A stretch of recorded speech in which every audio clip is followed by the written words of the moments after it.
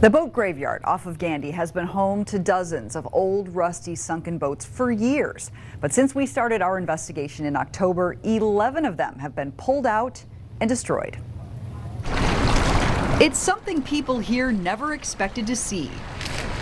Rusty old boats being towed away, pulled onto shore, and destroyed. When this crew is finished, 11 boats that called this boat graveyard home for years will haunt these waters no more. I think it's incredible. I think it's great that we have people out there that are cleaning up the waterways here in Florida and providing a safe habitat for all the animals. These dangerous eyesores are covered in barnacles, rust, algae, and debris. Many are filled with oil and fuel, covered in peeling paint. It's crazy. They just let them sit out here and sink, and then nobody does anything with them. We thought it was crazy too. That's why we've been asking FWC about these abandoned boats called derelict vessels since October. Why are these old decaying boats just sitting in the water and not being pulled out and towed away? These owners of these boats have the right to due process to contest any of these charges against them. Florida Fish and Wildlife officers patrol this area. The agency opens derelict vessel cases. This is Pinellas County's property, but until the state issues an order for removal, the county's hands are tied. It can't legally touch these boats. There were 18 derelict vessels going nowhere. A month into our investigation, things started to change. Soon after those reports came out on the news, we got more notices to remove vessels from that area. In November, the first 2 removal orders landed on Pinellas County Environmental Services Director Andrew SQUIRES' desk. He hired a crew, and just 3 weeks later, these boats that had been sitting here rotting for years were pulled out. The cost was $11,000.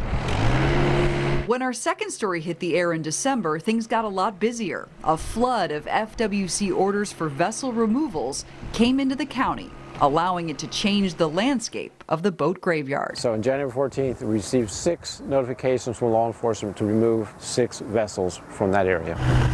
And within the next 6 weeks, we had 3 other requests to remove vessels. So that's 9 vessels in a pretty short period of time. This boat is one of 9 being pulled out of the water just this week.